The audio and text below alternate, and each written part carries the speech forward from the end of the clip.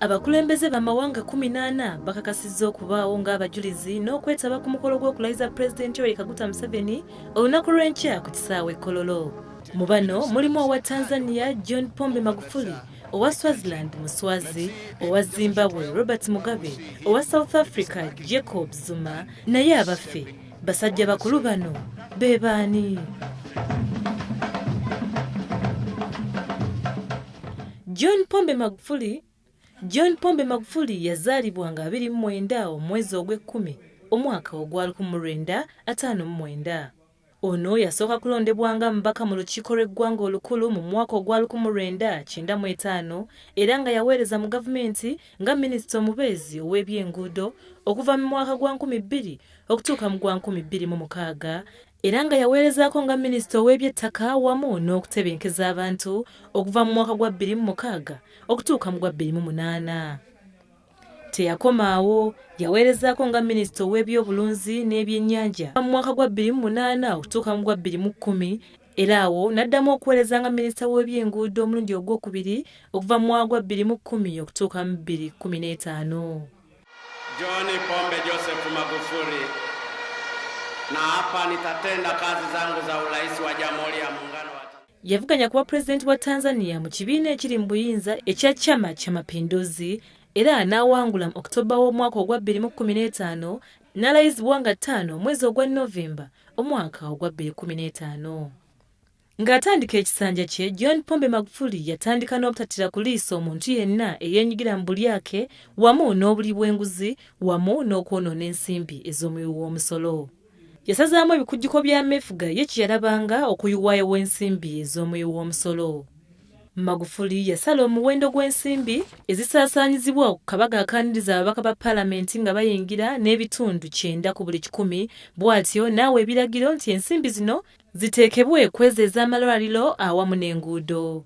Magufuli yayongera n'ajjawo okutambula mu mawanga ag'ebweru okwali kufuusa abaana baliwo mu bakungu ba gavumenti ne Paalamenti wamu n'obutaddamu kugula zitiketi z'ennyonyi ez'ekikungu newankubadde ng'eya pulezidenti n'omumyuka we wamu ne Ssaabaminisita bo baasigala bakyabifuna. Yakyogera lunye wamu n'okuwa ebiragiro eri abo bye yali agenda okulonda nga baminisita nti si waakuttira liiso ku muntu yenna eyeenyigira mu kkubaana ery'obulyake awamu n'obuli bw'enguzi nti era bategeke okukola obwezzingirire wamu naye. Ate ye President Jacob Zuma wa South Africa y'ani? Jacob Zuma wa South Africa yazaalibwa nga 12 omwezi ogwa April omwaka ogwa 1942 era n'alondebwa Paalamenti oluvannyuma lw'ekibiina kye okuwangula mu mwaka gwa 2009 mu kulonda okwa bonna era n'addamu okulondebwa mu 2014. Zuma asanze obuzibu bungi mu nsonga z'amateeka mu kiseera kye eky'obukulembeze. Gye buvuddeko yaggulwako emisango gy'obuliisamaanyi mu mwaka gwa 2005 wabula ne gimuggyibwako. Arwanye entalo nnyingi omuli obukenuzi n'obulyake era nga kino kyaviirako ne musajja we omuwi w'amagezi ku nsonga z'ebyenfuna Sheikh Sabil okukwatibwa ku misango gy'okusala olukujjukujju n'obulyake. Eyali owa Kenya Mwai Kibaki y'omu ku bali ku lukalala. Mwai Kibaki yazaalibwa nga 15 omwezi ogwa Novemba omwaka ogwa 1931. Ye yali pulezidenti wa Kenya owookusatu nga yakulembera okuva mu Desemba ow'omwaka ogwa 2002 okutuusa nga April ow'omwaka ogwa 2013. Kibaki yali vice president wa Kenya okumala emyaka 10 okuva mu 1978 okutuuka mu 1988 ku bukulembeze bwa Daniel Arap Moi. Onera yalinako ebifo eby'amaanyi mu gavumenti eya Kenya ne Moi nga yaliko minisita w'ebyobulamu okuva mu mwaka gwa 1988 okutuuka mu 1991.